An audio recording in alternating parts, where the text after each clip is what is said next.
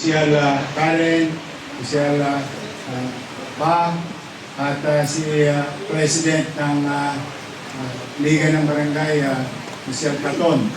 Kompleto na. Karen, Pa, Maile. Si Tol nasa kasama ni Daniel Padilla, original. Tol Sarkal. No? At ang ating Congressman Joel Chua. At siyempre sa ating direktor ng Manila Health Department, mga direktor ng Manila Health Department na nandito, sa ating pamunuan ng ating center, 10 na mga kasama niyang doktor, BXW na may asim pa, mga BMW, at ang partner natin sa national government with PhilHealth and DOH. Naririto rin. Tigit sa lahat, yung mga makikinabang na barangay, mga barangay chairman, kagawad, secretary, treasurer, tanod, at ang inyong barangay. Magandang hapon sa inyo. Mas magaganda pa kayo sa hapon. May asin ko. Ikaw may asin ko. Pang sinigang. And of course, our director ng ating engineering. Wala pa kayo ito, hindi ko na pinapatulog mo ito. Hindi na nakakauwi sa asawa niya. Kaka-drawing, kaka-plano, hindi kami napigil. Baguhin ang mga pasilidad natin na naayos sa pangangailangan ng populasyon at ng mga bagong panahon. Engineer Andres. Sa akin lahat ito, magandang araw. You know, just to remind those who are listening, kasi alam ito, mas alam nila ito yung ibang putaw na nasa Gedli, kasagsagan ng bagyo, I was informed by your situation, which I cannot believe. Now, pag hindi ako masyadong naniniwala, ang ginagawa ko, pinupuntahan ko. Because when I was told about your situation, it was, I think, it's exaggerated. Ano ba hindi mo siguro po pwede? Doktor ay pinalitan ko, doktor din yung asawa niya. I think they should know better than me on how to build a healthcare facility. Hindi po, talaga po, napakasama po yung San Nicolas. So I went. Sakto umulan. Ito na po, masasabi ko, sa pinakamagandang health center sa buong mundo nung makita ko nung araw na yun. May nature siya, may effects of nature. May sarili siyang pause. Kakaiba yun, Yorme. At nalulungkot ako, kamusta kaya mga baga ninyo? Dahil sa mga amag na sinisingot ninyo. Buti pa ang pasyente, pamisan-misan lang dumarako sa pasilidad na ito. Pero yung mga doktor natin, nurses, and other medical frontliners are going in and out of this office every single day. And yet, we claim so many things. I swear, I thought I was in Syria. So how can we live that way? And Karen is our medical healthcare provider. To provide health, if they have unhealthy environment and hazardous to them. Kaya lagi ko sinasabi ng mga matatanda, mahirap maggaling-galingan sa kapitbahay kung sa loob ng tahanan nagpapabuya ka. Kaya po, without any exaggeration din, pag-alis sa pag-alis ko, tanongin niya si Andres. Sabi ko sa kapit, Andres, bistahin nyo na yun. Padala mo yung ininyero. Tingnan ninyo ano magagawa natin. Then you come up with a report within 48 hours. And they said, Sir, pwede naman namin ayusin yung kalulod. O ayusin yung mga mold, amag, and so on and so on. Sabi ko, di band-aid yung gagawin natin. Sir, yun po ang kasi wala tayong pera. Pag mo intindihin yung pera, intindihin mo yung drawing. Tingnan mo kung paano magiging maayos ang lugar na kung saan ang kapwa natin naglilingkod sa bayan, lalo na sa pangkalusugan, ay maayos din. Ayun, then they come up with the drawing. Siyempre, pagtapos ng drawing, ano susunod? Toss gas. Salamat kay Paul.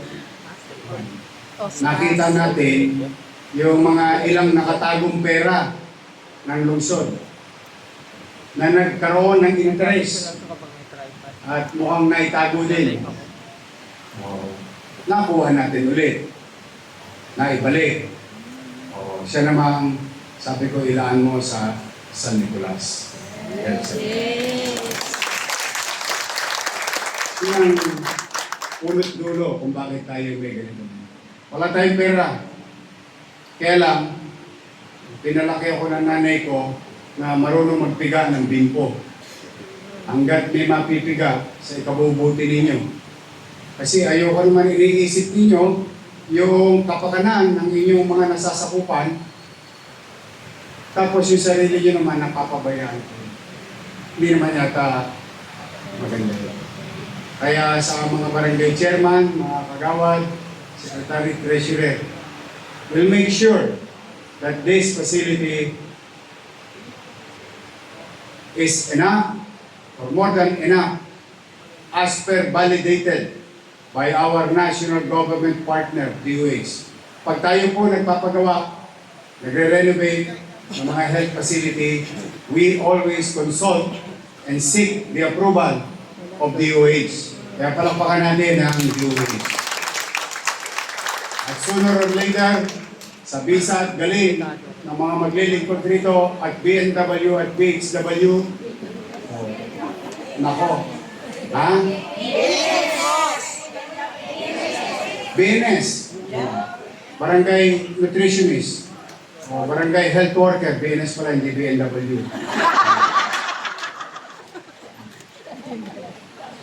With our partner, a national government PhilHealth, will make sure that every single cent will be utilized accordingly and following their regulation. Kaya magsikap kayo. Nasa inyo ang buhay ng health center na ito. Yes.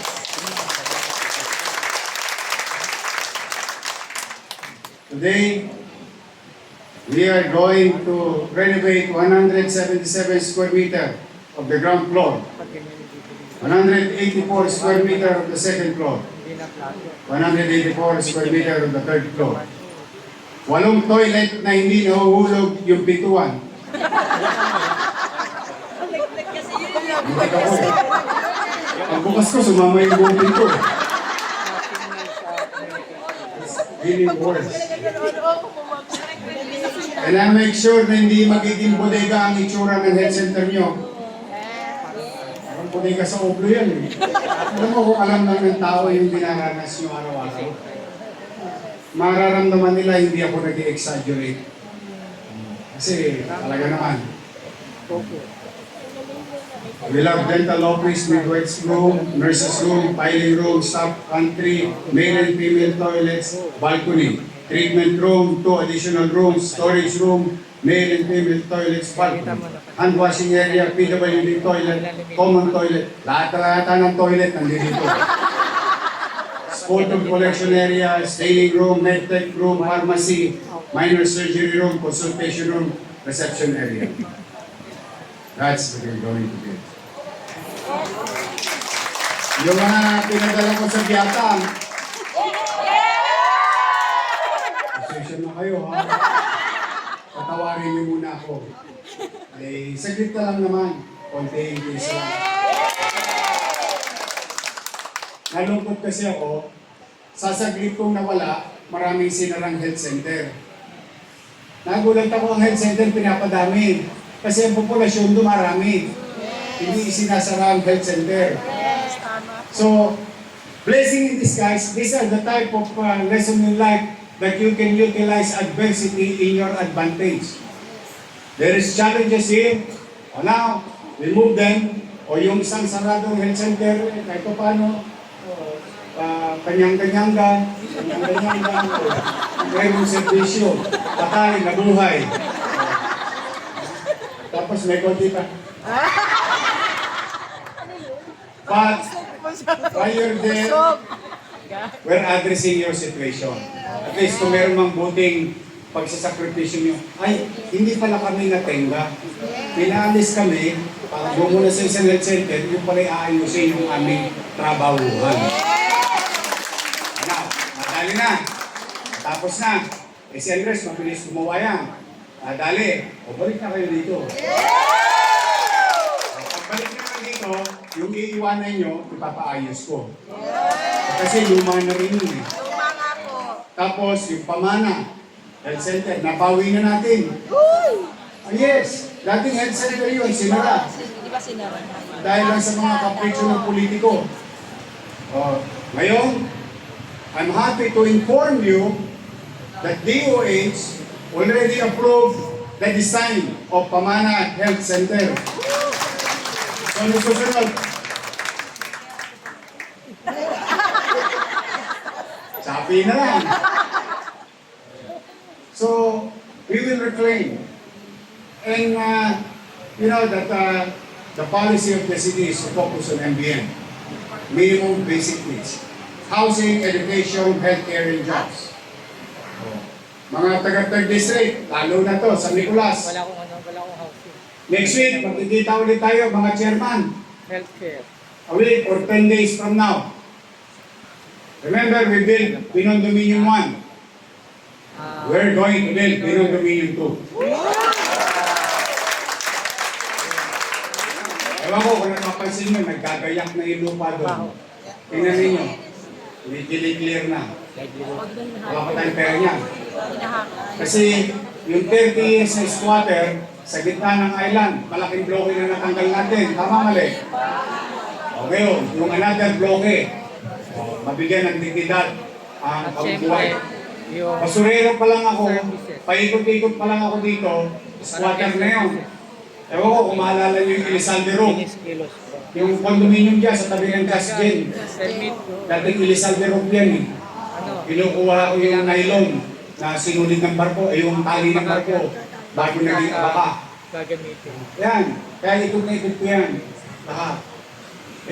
Gusto ko naman, mayangat naman ng patatayuan ng mga tao ron. Sabi ko naman sa kanila, umanatag kayo. Unti-unti yan. Bago nyo malaman, tapos na ubus na. So, may awa ang Diyos. Kaya yan ay bagay na ating pinagpapasalamat sa ating mga taxpayers of the City of Manila. Palakpakan natin sila. And on Friday, you will be surprised because we're going to produce the city government in the next 5 years. At the very least, 5 years. We'll produce more doctors, more nurses. We were going to be part of the nation-building approach. Your capital of the country will participate in producing medical professionals. Because by Friday, we are going to inaugurate Pamantasan Luzon ng Maynila College of Medicine and Hospital ng Maynila. From 300 students that we can produce yearly, we are now going to produce in a good day, someday, 5,000 medical professionals. And mind you, and I want you to be proud of it because you're Manileños, PLN, for that matter, is producing not only professional, but top-notch professionals, medical professionals. O sabi nga, ang manok na nangingitlog ng ginto Dapat binibitaminahan, hindi pinuputol ang ulo at gawing inasal. We must continue to invest to those who produce, like you. Today, we are investing in you. Your city government, for you to have a better working environment, and hopefully later on, all the facilities as we progress with our fiscal situation, as we normalize our fiscal situation. Unti-unti, noong isang araw nga, na-disgrasya na nila sa akin yung EasyJet laptop nila. Dahil yun nangyayari sa akin, pataupo ko. Dahil tumutungkod na yung mga health center. But you know, do your best, and God will do the rest. So that's why kayo na mga kapwa ko naglilingkod sa bayan, nakikisuyo ko sa inyo, ipakita ninyo yung pagmamahal. Pagmamalasakit, huwag niyo mamahalin yung kliyente niyo na jowa. Mamahalin natin. Bilang isang tao, gobyerno, na naglilingkod sa kanyang tao. Ipakita niyo sa kanila yung pasensya. Ipakita niyo sa kanila yung what you call empathy. But we understand. Alam niyo, sometimes you can ask the doctors here, particular to BNS and PHW. Tanungin niyo yung mga doktor. Minsan, hipo pa lang, gumagaling na tao. Because they feel it eh. They feel the sincerity of you helping. Kaya yung kung paano natin sila pakikitunguhan, ngiti nyo pa lang, ulam na. Pag-asa na. Mano pa. Matapos ang lahat, after everything is said and done, may natamasa silang gamot. May natamasa silang ikwipo o servisyo. Kaya hindi tayo po ititisin ninyo. Ang taong may sakit, ito yung paulit-ulit ko, natutunan ko to sa doktor, hindi ko natutunan sa eskwela na, ang sabi sa akin ng doktor, ang taong may sakit, walang maiintindihang katwiran.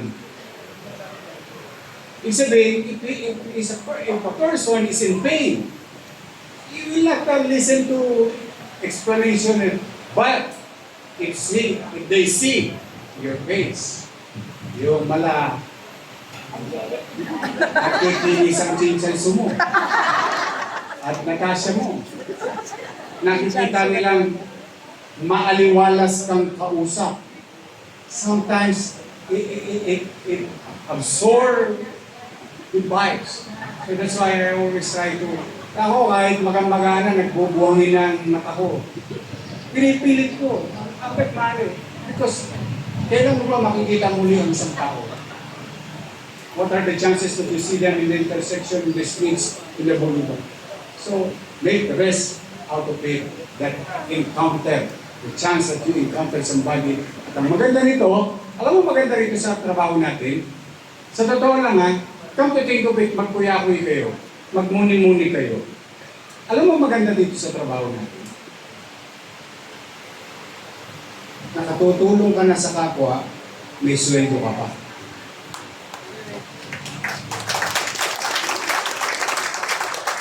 Come to think of it, di ba?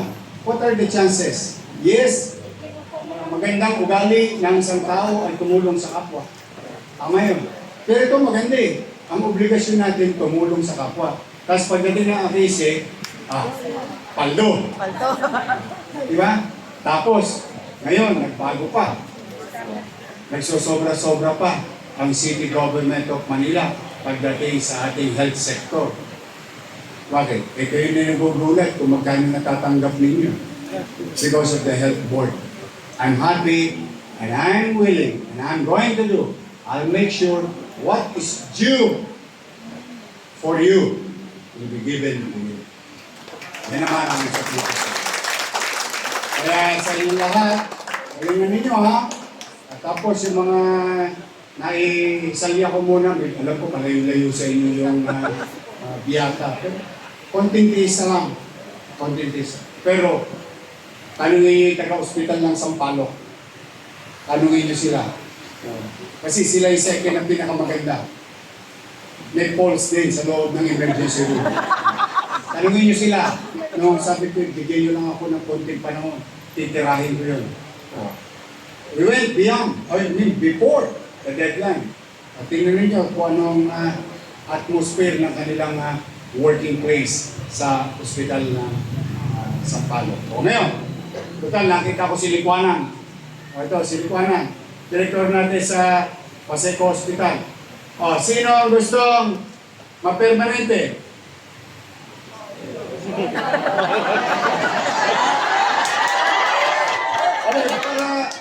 Hindi, kasi Permanent. I need to inform you. Why? May opinion na. Oh. Meron tayong bagong plantilla Yo, bagong- na pupunuhan sa buong ospital ng Paseco. Try nyo. Pag-pray na kayo, kung doktor kayo, nakasiyunis kayo, baka may item for you. Kung nurse kayo, or dentist kayo, baka hindi nakasiyunis na kayo, may item for you. Available. Titirahin nyo na lang. Abangan ninyo, siguro in the coming 2 weeks, ipapublish na yun sa civil service. Grab the opportunity. We are hiring permanent positions, doctors, other medical profession, or maybe administrative staff. This is permanent. This is a newly Permanent created yan, ah. plantilla for our healthcare provider.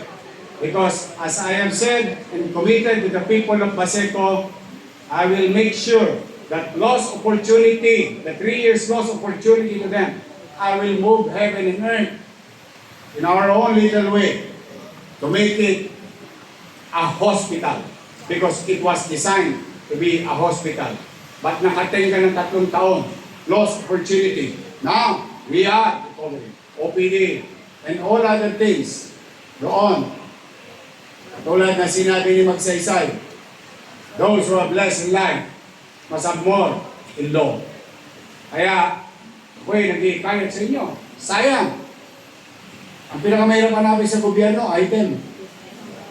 Sa Eskinita, maraming item. Marami talaga. Ay, ko ba yun? Ikaw ba yun? I love you. Huwag kayo pumunta doon sa Eskinita kumukuha ng item, ha? Mauhoy over. But you know, that's why, publicly, it's an open, applyan nyo, sayang. Sayang yung opportunity. So then, good luck sa inyo, sa mga chairman na nandito. Ito ang halos sa 20 mahigit na barangay all over MCBO or Manila Chinatown. Ito'y para sa inyo. At pipilitin kong magbuti at yung isang bagay na natutunan namin. Liawa Diyos, cross finger. May ginagawa kami sa Paseco. Pansinin niyo sa Paseco. Hospital. Siksik-liglig ang ngiti ng tao. Pag nagpa-check up, tinatabo ang gamot. Why? We created the system and we're testing it.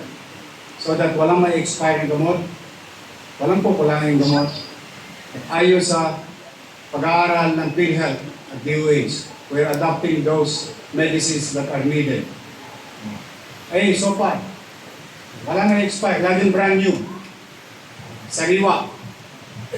And if maging successful talaga kami dito sa San Nicolas, may experience yun sa 44 Health Center if we can duplicate that.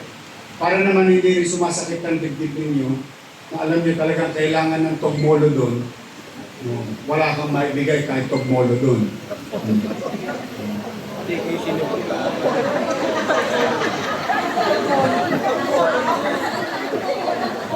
Kala mo yun. Kaya sino lang makibigay, yakap soon.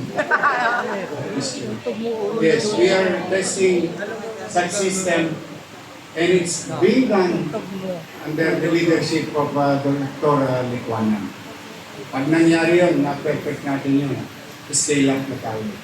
Tapos kung mananagdig kayo mga health center at saka mga hospital, pipilitin natin mabawasan ng pasyente nyo by giving proper nutrition to our toddlers. Paliguan natin sila lahat ng your milk. Ito ay mga ataps. Sariwa, malamig. every other day. And we are going to escalate. We are. We're going to, from 21,000, our next goal is 60,000 plus ng mga bata sa Manila. It's not because we just want to do it, but because we are listening to the data given to us by DOH, by National Nutrition Council, by NDA, that malnourishment is everywhere in the country. And if that is the country, Manila is part of it. So, yung stunting problem will be and continue to be confronted by your city. Then, it's healthcare. So, kaya po, umanatag kayo sa mga taxpayer, yan pa lang po kayo. Sa kami, magsisinok. Pipilitin namin maging mainam, gastahin ang mga perang ipinagkatiwala ninyo sa pamahalaan nyo. We will convert it into services. For now, ang wish ko, sana ligtas kayo sa inauguration. We'll continue to be healthy because I need you. Kailangan ko kayo. I cannot do the service on my own. I need each and every one of you. Help me together. As you can see, nakamove on na kami.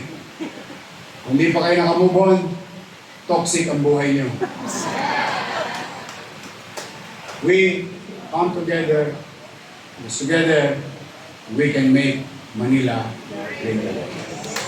Magandang araw, kapalain na lang ng Manila! God first. Thank you.